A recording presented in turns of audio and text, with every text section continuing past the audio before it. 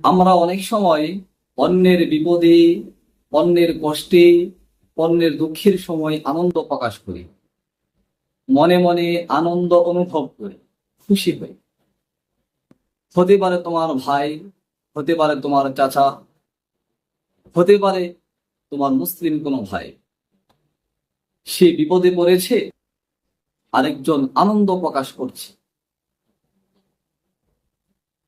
অন্যের বিপদে আনন্দ প্রকাশ করাটা তোমার জন্য কি বয়ে আনতে পারে, তোমার জন্য ভবিষ্যতের কি হতে পারে তা কি তুমি জানো? জানো। হাদিসটি সুনানে তিরমিজিতে বর্ণিত হয়েছে। হাদিস নাম্বার 2506।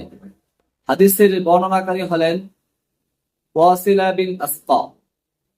عن واثلة بن الأسقع رضي الله تعالى عنه أن رسول الله صلى الله عليه وسلم قال হযরত ওয়াসিলা বিন আসকা রাদিয়াল্লাহু তাআলা আনহু থেকে বর্ণিত, তিনি বলেন, রাসূলুল্লাহ সাল্লাল্লাহু আলাইহি ওয়াসাল্লাম বলেছেন, লা তুযহিরু শামাতাতা লিআখিকা, তুমি তোমার ভাইয়ের বিপদে, তুমি তোমার মুসলিম ভাইয়ের বিপদে, তুমি কারো বিপদে আনন্দ প্রকাশ করো না, আনন্দ উল্লাস করো না।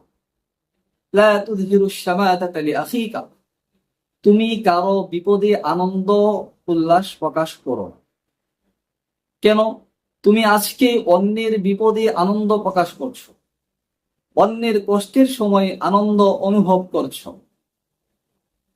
সেটা যে কোনো কষ্ট হতে পারে, সে অসুস্থ হতে পারে, অথবা অন্য কোনো কারণে সে বিপদের মধ্যে রয়েছে, আর তুমি তার বিপদে আনন্দ প্রকাশ করছো। এটা তোমার জন্য ভবিষ্যতে কি নিয়ে আসতে পারে? রাসূলুল্লাহ সাল্লাল্লাহু আলাইহি ওয়াসাল্লাম বলেন, ফায়ারহামকুল্লাহু ওয়া ইয়াবতালিকা, হতে পারে আল্লাহ তাআলা যে ব্যক্তি কষ্টে ছিল, যে ব্যক্তি বিপদে ছিল, তার উপরে দয়া করবে, রহম করবে, অনুগ্রহ করবে। ওয়া ইয়াবতালিকা, এবং তোমাকে আল্লাহ তাআলা সেই বিপদ দিয়ে, সেই কষ্ট দিয়ে তোমাকে পরীক্ষার মধ্যে ফেলে দেবে। সম্মানিত উপস্থিতি, কেন আমরা অন্যের বিপদে আনন্দে প্রকাশ করব?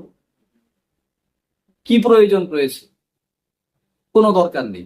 একটু চিন্তা করে দেখুন, যদি আল্লাহ তাআলা আপনাকে এই আনন্দের কারণে, খুশি হওয়ার কারণে সেই বিপদটা আপনার উপরে চাপিয়ে দেয়, তখন আপনার কি করার থাকবে? তখন আপনি কি করবেন?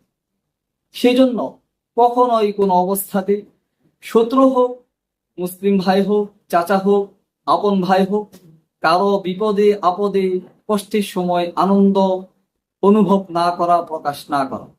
আল্লাহ পাক রব্বুল আলামিন আমাদেরকে এই উক্ত হাদিসের উপর যথাযথভাবে আমল করার তৌফিক দান করুন। আমিন। আসসালামু আলাইকুম ওয়া রাহমাতুল্লাহি ওয়া বারাকাতুহু।